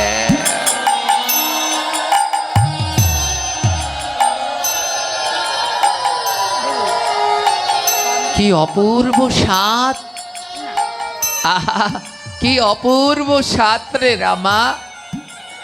ভগবান প্রসাদ পেলেন, আর প্রসাদ পেয়ে ভগবান চলে গেলেন, আর ভগবানের সেই উচ্ছিষ্ট প্রসাদ রামা গ্রহণ করলেন। রামচন্দ্র আবার অযোধ্যায় ফিরে গেলেন। এমন অমৃতময় প্রসাদ পেয়ে রামচন্দ্রের মন বড় বেকুল, আবার কখন ভক্ত রামা আমায় ডাকবে। রামা আর রামকে ডাকে না, কারণ তার বন্ধু হলেন কৃষ্ণ। সে আজও অপেক্ষা করছে, কৃষ্ণের সাথে বৃন্দাবন যাবে। দেখতে দেখতে আবার 15 দিন কেটে গেল। আবার সবজি নিয়ে গেল সেই যমুনার তীরে একাদশীর দিন। আবার রামচন্দ্রকে ডাকলো। রাম আর আসতে দেরি করলো না, বলে আজ আর দেরি করা যাবে না, আজ তাড়াতাড়ি যায়। রামচন্দ্রের সে কি আনন্দ সেই প্রসাদ পেয়ে। প্রসাদ পেয়ে আবার ফিরে গেলেন। মা সীতা বলে, প্রভু তোমাকে এত খুশি আমি কোনোদিন দেখিনি, তোমার এত আনন্দ কেন? রামচন্দ্র বলে, জানো সীতা, এক ভক্ত আমায় নির্মল প্রসাদ দেয়, একাদশীর প্রসাদ, বড় স্বাদ গো, অমৃতময় স্বাদ। মা সীতা বলে, আমার জন্য আনোনি? না, তাহলে চলো আমিও যাই। রাম বললেন, ওই ছেলেটা যেন প্রতিদিন ভোগ লাগায় না, ও সপ্তাহে ওই 15 দিনে এক পক্ষে একদিনই ভোগ লাগায়। তুমি যদি প্রসাদ পেতে হয়, আবার সামনের একাদশীর অপেক্ষা করতে হবে। যখন পরের একাদশী আসলো, আবার যেই ডাকলো, সঙ্গে সঙ্গে রাম চলে আসলো। আজ রাম না, সঙ্গে সীতাও এসেছে। ছোট্ট ছেলে বলছে, প্রভু ইনি কে? রামচন্দ্র বললেন, ইনি জনক নন্দিনী সীতা। সীতা এসেছে, কিন্তু রামার মনে কোনো আনন্দ নেই। রামা মনে মনে বলছেন, আজ তো তাহলে আমার ভাগের খাবারটা যাবে। এ রান্না করেছি তো দুজনের, কিন্তু এসেছে তো তিনজন। রামা মনে মনে কিছু বললেন না, মনের কথা মনেই রেখে দিলেন। রাম প্রসাদ পেলেন, তারপরে সেই প্রসাদ সীতা পেলেন। উচ্ছিষ্টটা রামা গ্রহণ করলেন। রাম সীতা অযোধ্যায় ফিরে গেলেন। ফিরে গিয়ে রাম সীতার কি আনন্দ! লক্ষ্মণ বললেন, দাদা তোমাদের এত আনন্দ কিসের? আরে বলিস না ভাই, এক ভক্ত একাদশীর দিন আমাদের প্রসাদ দেয়, সেই প্রসাদের এত স্বাদ, মনের আনন্দ আর কমে না। লক্ষ্মণ বলল, আমায় নেবে না? বললেন, ওনার হাতে প্রসাদ পেতে হলে 15 দিন অপেক্ষা করতে হবে। লক্ষ্মণ বললেন, তাহলে উঁচু মাপের ভক্ত, যার হাতে প্রসাদ পেতে 15 দিন অপেক্ষা করতে হয়। পরের একাদশী আসলো। ছোট্ট ছেলে গুরুদেবের কাছে বললেন, গুরুদেব আজ একটু তরকারি বাড়িয়ে দেবেন, সবজি বাড়িয়ে দেবেন। এখন আর একজন ভগবান আসেন, এখন আবার দুজন ভগবান আসে। গুরুদেব মনে মনে বললেন, ও তো সরল মানুষ, নিশ্চয়ই ওকে কেউ ঠকিয়ে খায়। রাধুনীকে ডেকে বললেন, সবজি একটু বাড়িয়ে দিও। আজ দুজন আর রান্না করেছেন, রান্না করে যেই না ভগবানকে ডেকেছে, সঙ্গে সঙ্গে হাজির, সঙ্গে সঙ্গে হাজির। রামা বলে, বড় আশ্চর্য তো, প্রথম দিন ডাকতে ডাকতে মাথা ফাটিয়ে দিয়েছি, তাও আসলে না, আর এখন ডাকার সাথে সাথে চলে আসো, তা এজন আবার কে? রাম বলে, এ আমার ভাই লক্ষ্মণ। তা এনাকে এনেছো সঙ্গে করে, আগে বলবে না? রাম বলে, আমি লক্ষ্মণ ছাড়া থাকতে পারি না। কি করবে? ওর ভাগেরটাও আজ লক্ষ্মণকে দিয়ে দিল। সে কি অমৃত স্বাদ! রাম লক্ষ্মণ সীতা সেবা করবার পরে যেইটুকু থাকলো, রামা সেইটুকু সেবা করল। তিনজন মিলে এবার অযোধ্যায় গিয়ে রাম লক্ষ্মণ সীতা সে কি তাণ্ডব নৃত্য! ভরত শত্রুঘ্ন উর্মিলা মান্ডবী বলে, তোমাদের কি হয়েছে? বলে, আর বলো না, এক নির্মল ভক্ত, এক নির্মল ভক্ত, যার হাতে অমৃতময় প্রসাদ পাওয়া যায়। ভরত শত্রুঘ্ন উর্মিলা মান্ডবী বলল, আমাদের নেবে না? বলল, এর হাতে প্রসাদ পেতে, এর হাতে প্রসাদ পেতে হলে 15 দিন অপেক্ষা করতে হয়। আবার যেই 15 দিন পরে একাদশী আসলো, আজ রাম লক্ষ্মণ ভরত শত্রুঘ্ন সীতা উর্মিলা মান্ডবী সবাই চলে আসলো। আর ছেলেটা গুরুদেবের কাছে বলছে, গুরুদেব এখন কিন্তু ভগবান আর 3 জন নেই, দিন আর দিন ভগবান শুধু বাড়ে, শুধু বাড়ে, তাই আজ একটু বেশি করে সবজি দাও। একটা ঠেলা গাড়ি নিয়ে এসেছে, মাথায় করে এত নিতে পারি না, ঠেলা গাড়িতে করে সবজি নিয়ে গেছে। আর রান্না করেছে, রাম লক্ষ্মণ ভরত শত্রুঘ্ন সবাই সেবা করছে। কি সে দিব্য আনন্দ! আর সেই প্রসাদ পেয়ে সবাই অযোধ্যায় গিয়ে নৃত্য করছে। ওমা, গোবিন্দের কাছে অন্নভোগ 15 দিন হয় না? হয় না? জোরে বলবেন, জোরে বলবেন, হয় কি না? যারা নিত্য ভোগ দেন, দেন তো গোবিন্দের কাছে ভোগ? ভোগ যদি না দেন, মহা মহা যারা প্রসাদ, কালকে বলবো গোবিন্দের কাছে ভোগ না দিলে কেমন যন্ত্রণা পেতে হয়। গোবিন্দের ভোগের প্রসাদ 14 দিন পাওয়া যায়, অন্ন ভোগের প্রসাদ 14 দিন পাওয়া যায়। 14 আর 14 কত? তাহলে 1 মাসে 28 দিন অন্ন প্রসাদ পাওয়া যায়। আর যে প্রসাদ প্রতিদিন পাওয়া যায় না, সেটা দুর্লভ প্রসাদ না? যে প্রসাদটা প্রতিদিন পাওয়া যায় না, সেটা দুর্লভ না সুলভ? একাদশীর প্রসাদটা প্রতিদিন পাওয়া যায় না, ওটা 15 দিনে একদিন পাওয়া যায়, তাই ওটা বড় দুর্লভ প্রসাদ। আর আর আপনারা একাদশী করতে চান না? একাদশীর প্রসাদ বড় দুর্লভ প্রসাদ। যেই প্রসাদ পাওয়ার জন্যে রাম লক্ষ্মণ ভরত শত্রুঘ্ন সীতা সবাই চলে আসেন। এবার সে কি আনন্দ! এবার হনুমান বলছে, এ কি তোমরা সবাই এমন করে নৃত্য করছো? হনুমান এক ভক্তের প্রসাদ আমরা পাই, সে কি আনন্দ। হনুমান বলে আমাকে নেবে না, বলে 15 দিন পরে। আজ হনুমান চলে এসেছে, আর রামার তো গায়ে আগুন জ্বলছে, এটা আবার কোথা থেকে এনেছে? হ্যাঁ, এ তো সব শেষ করে দেবে আজ, আমি কি খাবো? পরের একাদশী চলে এসেছে, গুরুদেবের কাছে বলছে, গুরুদেব এই আপনার গোডাউনে যত তরকারি আছে সব পাঠান। বড় জ্বালা, এখন আর ভগবান একজন না 8 জন ভগবান আসে, রাম লক্ষ্মণ ভরত শত্রুঘ্ন আর সঙ্গে তাদের 4 জন সহধর্মিনী, 8 জন ভগবান, আর তার সাথে পাহাড়ের মতো একখান হনুমান আসে, সব খেয়ে নেয়। গুরুদেব মনে মনে বলছে, বিষয়টা তো বড় ভাববার, এত তরকারি পাঠানো হচ্ছে, ঠেলা গাড়ি করে পাঠানো হচ্ছে, এত তরকারি তো এতটুকু বাচ্চা খেতে পারে না, আর এত ছোট বাচ্চা, ও তো মিথ্যে বলার লোক নয়। গুরুদেব বললেন, আজ আমি নিজে যাব, আর নিজে গিয়ে দেখব ওই যমুনার তীরে কি হয়। গুরুদেব নিজে গেলেন যমুনার তীরে, আর গিয়ে দেখলেন সেই সারি সারি আসন পেতেছে রামা। গুরুদেব গাছের আড়ালে লুকিয়ে রয়েছেন, যেই না রামা ডাকলেন, গুরুদেব চোখ তো তেমন নির্মল নয়, মা নির্মল নয়ন না হলে কোনোদিন গোবিন্দ দর্শন করা যায় না। ঠাকুর মহাশয় তার পদে গাইলেন, গাও গাও পুন গৌরাঙ্গের গুণ সরল করিয়া মন, মন সরল না হলে কোনোদিন গোবিন্দ পাওয়া যায় না। গুরুদেবের মনে একটু জটিলতা ছিলেন, কিন্তু গুরুদেব শাস্ত্রগ্রন্থ অধ্যয়ন করেন, তাই গুরুদেব জানেন। যেই না ওই রামা ডাকতে লাগলেন ভগবানকে, ভগবান আসলেন, গুরুদেব দেখতে পেলেন না, কিন্তু অনুভব করলেন ভগবান যেখানে আসেন সেখানে নির্মল বাতাস প্রবাহিত হয়। গুরুদেব অনুভব করলেন নির্মল বাতাস প্রবাহিত। আহা, তার মানে আমার ভগবান এসেছে। ভগবান যেখানে আসে সেখানে খুব সুন্দর সুগন্ধি আসে, যেই সুগন্ধ পৃথিবীর কোথাও পাওয়া যায় না।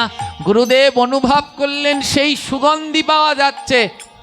গুরুদেব অনুভব করলেন যেখানে ভগবান এসেছে। ছোট্ট রামা কলা পাতায় সবাইকে সেই সবজি দিচ্ছেন, আর সবাই সেই সবজি পাচ্ছেন। গুরুদেব দেখছেন কলা পাতার সবজি কমছে, কিন্তু কে নিচ্ছে গুরুদেব সেটা দেখতে। গুরুদেব বুঝতে পারলেন এখানে ভগবান এসেছে, কিন্তু আমার মতো নাস্তিকের চোখে ওই গোবিন্দ দর্শন হবে না। গাছের আড়াল থেকে রামা ছুটে গিয়ে লুটিয়ে পড়লেন, রামা আমি শাস্ত্র গ্রন্থ অধ্যয়ন করে যে গোবিন্দ পেলাম না, তুই একাদশী ব্রত পালন করে সেই গোবিন্দ পেলি, আমি নির্জলা একাদশী করে যেই গোবিন্দ পেলাম না, তুই সবজি দিয়ে একাদশী করে সেই গোবিন্দ পেলি, সেই রাম পেলি। আমার নির্মল মনের দরকার হয়। ও রামা বল না, বল না তোর রামকে একটু বল, আমাকে যেন দেখা দেয়। ভগবান রামচন্দ্র বললেন, রামা তোমার গুরুদেবকে বলে দাও ওর মন সরল না, আর যার মন সরল না আমি তাকে দেখা দেই না। তোমার গুরুদেবকে বলো ও গুরু হতে হতে উঁচু আসনে উঠে গেছে। বলে কোনোদিন যদি কারো মনের মধ্যে এই ভাব আসে আমি গুরু, আমি কেন ভক্তের চরণে স্পর্শ করব, আমার চরণ সবাই স্পর্শ করবে, সেই দিন আর সে গুরু থাকে না। ও রামা তোমার ওই গুরু মনের ভিতরে দম্ভ হয়েছে, ওকে বলো ও সেদিন আমার দর্শন পাবে যেদিন সাধু সঙ্গ করবে।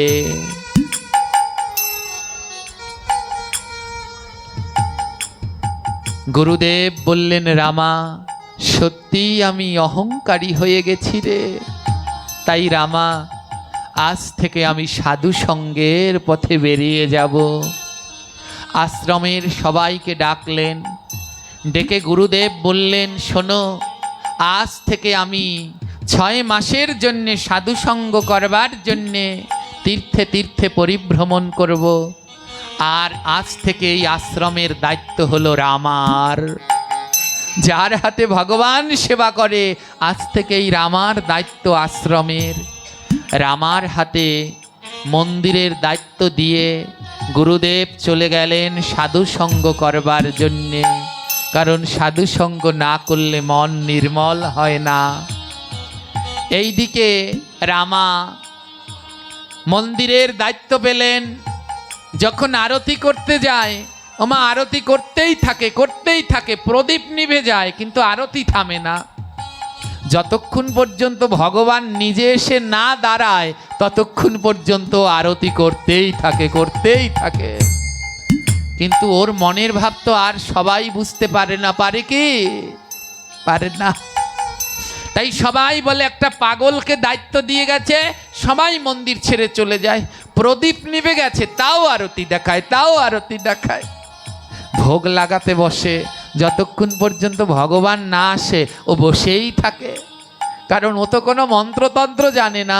ওর মন্ত্রতন্ত্র মানে ভগবান আসবে, গ্রহণ করবে। এক এক করে সবাই আশ্রম ছেড়ে চলে গেল। কেউ আর আশ্রমে নেই। সবাই বলে একটা পাগল রেখে গেছে গুরুদেব। এ কোন পাগল? সেবা অর্চনার কোনো নিয়ম কানুন কিচ্ছু জানে না। সবাই আশ্রম ছেড়ে চলে গেল। ওমা, যখন সবাই ছেড়ে চলে গেল, কেউ নেই আজ আশ্রমে।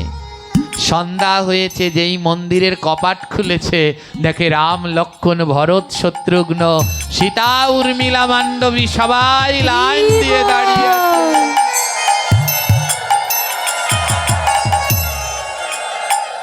রামা বলছে, এ কি ভগবান, এতদিন কদিন তোমাদের ডাকতে ডাকতে আমি পাগল হয়ে যেতাম। আমার 2-3 ঘন্টা লাগতো আরতি করতে, আর আজ যে একেবারে সন্ধ্যাবেলা আসিয়ে 4 জন দাঁড়িয়ে রয়েছ। ভগবান বলছে, এতদিন অনেকগুলো আশ্রমে চোখ ছিল, আজ আর কোনো চোখ নেই। আজ ভক্ত আর ভগবান। ও রামা, আজ আশ্রমে আর কেউ নেই, তাই তুমি আর আমি। তাই আমরা সিদ্ধান্ত নিয়েছি আর এই মন্দির ছেড়ে যাব না। এখন থেকে আমরা সবাই এই মন্দিরেই থাকব। এই কথা শুনে রামার মুখ ভারী হয়ে গেল। কি বললে? আজ থেকে তোমরা আর এখান থেকে যাবে না? ভগবান বলল, না, আজ থেকে রাম, লক্ষ্মণ, ভরত, শত্রুঘ্ন, সীতা, মান্ডবী, উর্মিলা, হনুমান, আমরা সবাই এখানে থাকবো, 24 ঘন্টা থাকবো। রামা হাত থেকে প্রদীপ রেখে দিল, মুখ ভার করে দাঁড়িয়ে রয়েছে। রামচন্দ্র বলে, এ কি, তুমি মুখ ভার করেছো কেন?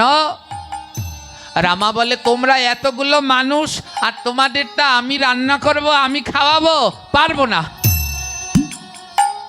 শোনো, গুরুদেব এই আশ্রমের দায়িত্ব আমায় দিয়ে গেছে। হে ভগবান রাম, এই আশ্রমে থাকতে হলে আমার কথা শুনতে হবে। আজ ভক্ত ভগবানকে শাসন করছে। ওমা, এ কোনো গল্প কাহিনী নয় গো, এ গোবিন্দ আর তার ভক্তের পরম মধুর্য মাধুময় লীলা।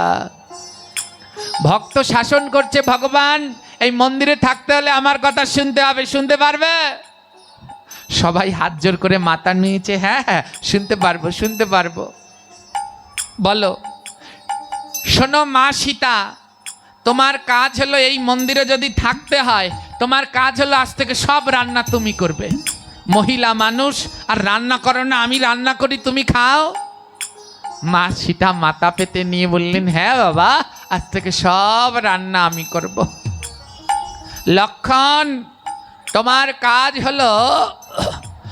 কাজ হলো তুমি তো শক্তিশালী, দেখি বডি টডি ভালো, তোমার কাজ হলো ওই নদী দিয়ে জল আনবে, এই আশ্রমের সব জল তুমি আনবে। লক্ষণ বলে, আমি রাজি। ভরত, শত্রুঘ্ন, তোমার কাজ হলো এই আশ্রম ঝাড় দেবে আর মুছে দেবে। ভরত আর শত্রুঘ্ন বলে এই কাজ করার জন্য কতদিন ধরে অপেক্ষা করে বসে আছে।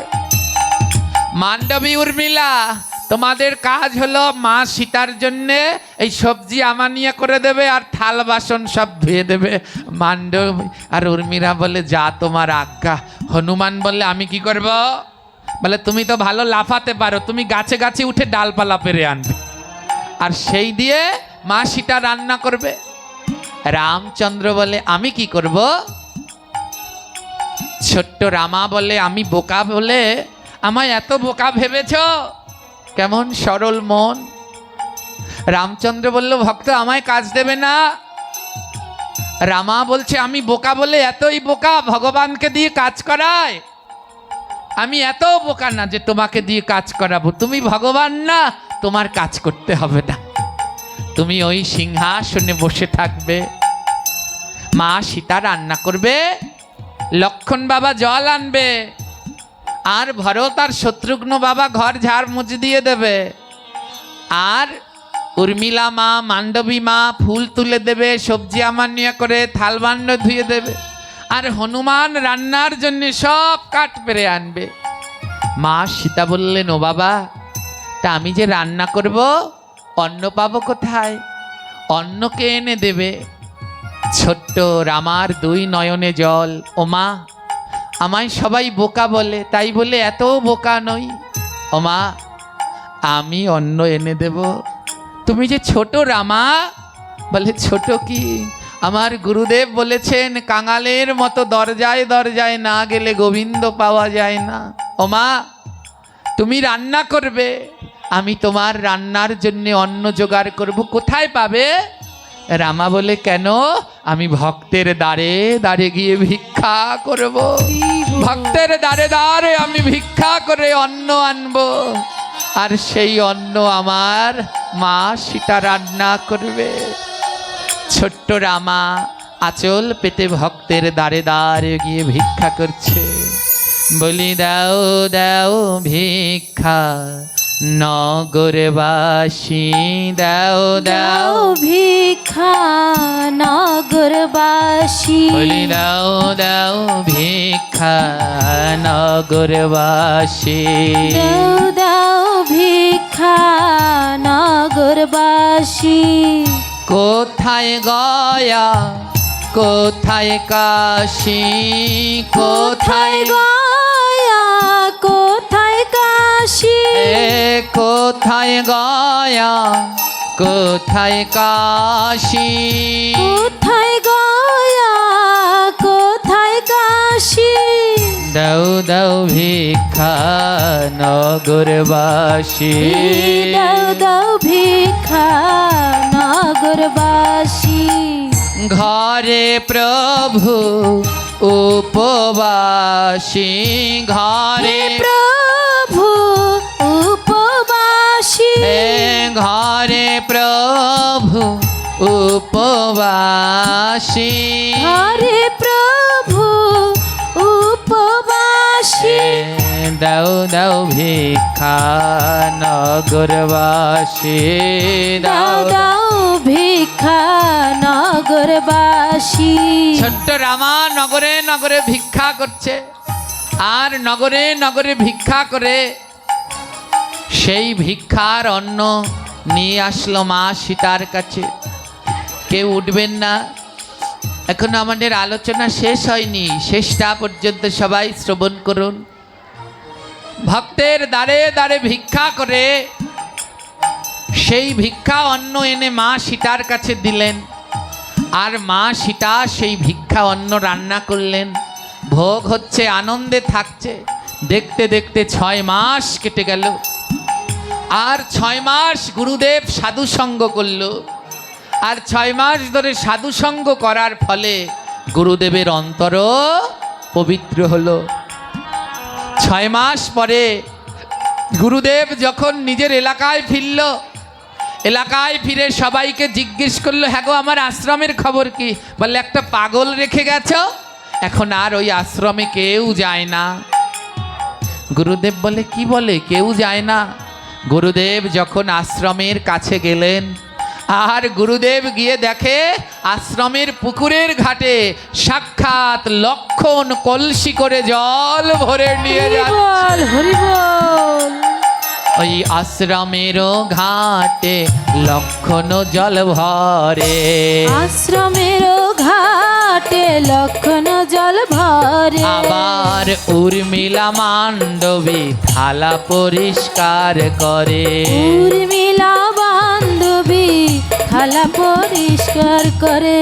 ভরতার শত্রুঘ্ন ঘরে ঝাড়ে দেয়, তার শত্রুঘ্ন ঘর ঝাড় দেয়। হনুমান ভক্তের জন্য কাঠ নিয়ে আয়, হনুমান ভক্তের জন্য কাঠ নিয়ে আয়। গুরুদেবের নয়নে জল ঝরছে। আমি কি দেখছি? লক্ষণ নিচ্ছে জল, ভরত শত্রুঘ্ন দিচ্ছে ঘর ঝাড়। আমার মা সীতা কই? রান্নাঘরে ঢুকে দেখে সীতা মা আমার রন্ধন করে। সীতা মা রন্ধন করে। আহা, তার মানে আমার প্রভু রামও আছে। আমার রাম কই? যখন গর্ভ মন্দিরে ঢুকলো, গর্ভ মন্দিরে রামচন্দ্র আমার শুয়ে আছে। আরে ভক্ত রামা চরণ সেবা করে, ভক্ত রামা চরণ সেবা করে। হে ভক্ত রামা চরণ সেবা করে। ভক্ত রামা চরণ সেবা করে। আর ইহা দেখে ভক্তগণ জয় জয় করে। জীবনিশি ভক্তগণ জয় জয় করে। আহা, ইহা দেখি ভক্তগণ উলুধ্বনি করে। জীবনিশি ভক্তগণ উলুধ্বনি করে। আহা, লুটিয়ে পড়লেন গুরুদেব।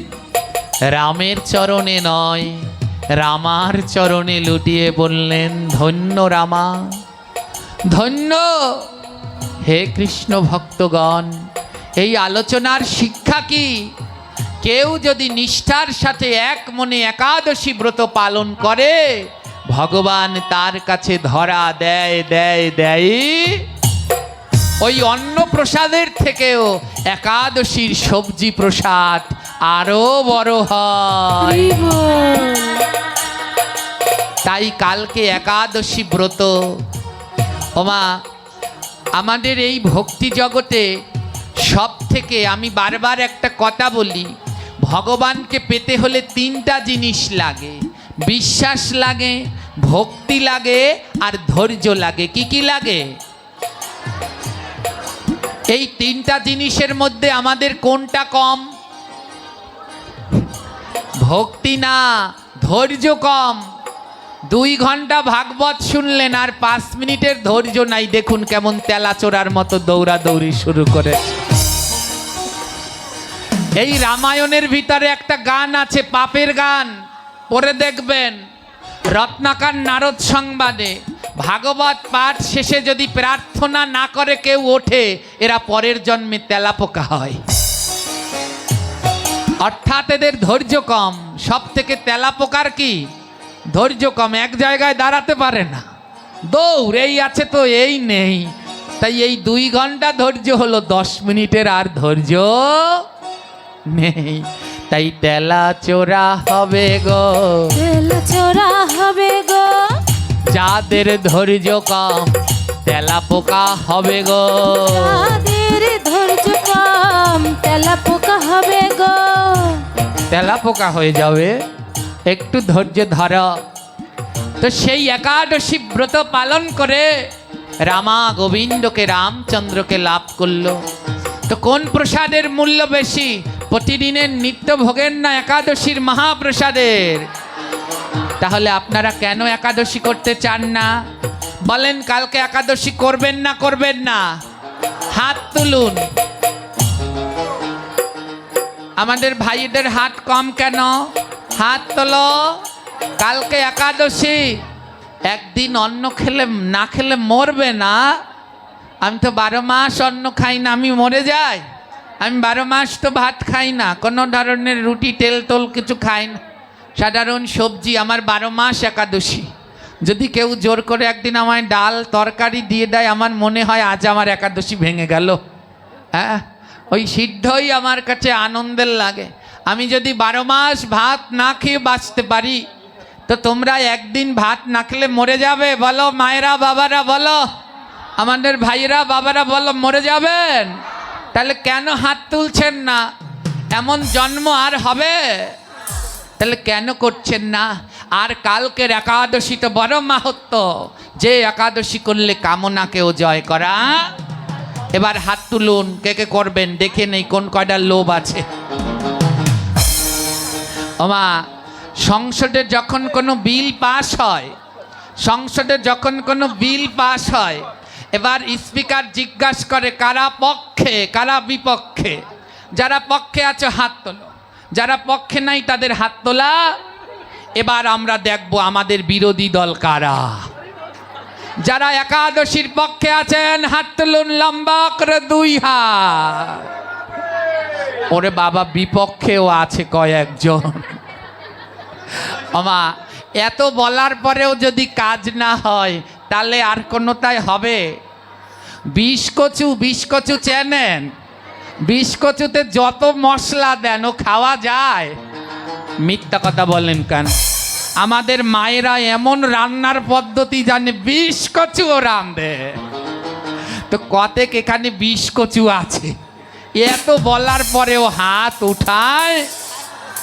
কিন্তু আমার দৃঢ় বিশ্বাস, কোনো না কোনো ভাগবত বক্তা আসবে, এসে এমন পাঠ করবে, সেদিন এই 20 কচুরাও গোবিন্দ সেবায় লেগে যায়।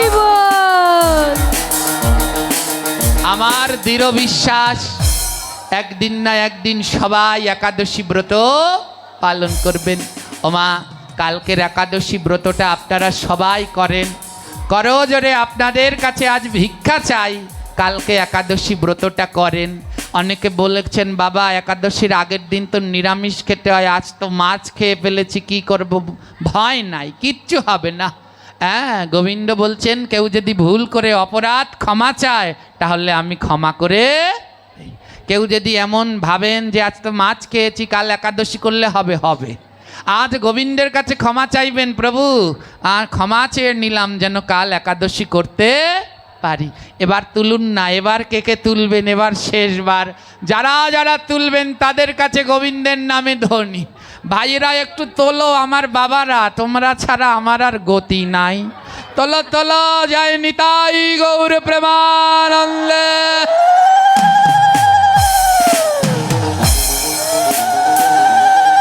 মায়েরা, অল্প কয়েকজন আছে হাত তোলেননি, সে আমার বাবারা আর ভাইয়েরা। কালকে বাড়িতে ঝগড়া, কালকে কি কোনো রান্না বাড়া চলবে? এক করই তরকারি রান্না করবেন, গোবিন্দকে ভোগ লাগাবেন, যে নেবে তো নেও, অন্য কালকে একেবারে বন্ধ। দেখি একাদশী না করে কোথায় যাও। মা যদি ভালো হয়, তাহলে স্বামীও ভালো হবে, সন্তানও ভালো হবে। তাই আপনাদের দায়িত্ব নিতে হবে, ঘরে ঘরে যেন একাদশী ব্রত হয়। জয় নিতাই। যদি থাকে লেখা, আবার কালকে হবে, কালকে কামদা একাদশী। গ্রহন্ত বললেন 1 বছর ভাগবত পাঠ শুনলে যেই স্বীকৃতি হয়, আর একাদশীর দিন ভাগবত শ্রবণ করলে 1 বছরের স্বীকৃতি একাদশীর দিন লাভ করা যায়। কালকে সেই হরিবাসরে আমরা হরিকথা শ্রবণ করব। আপনারা সবাই দলে দলে কালকে একাদশীর দিন ভগবানের অমৃতময় কথা শ্রবণ করবার জন্যে আসবেন। জয় জয় শ্রীমদ্ ভাগবত প্রীতি প্রেমানন্দ হরি বল। হরি বল, হরি বল, হরি বল। জয় রাধে। এবার লাইনগুলো দিয়ে দাও সব। একটু প্রার্থনা। পিতা ডক্টর অসিত রঞ্জন দাস, মাতা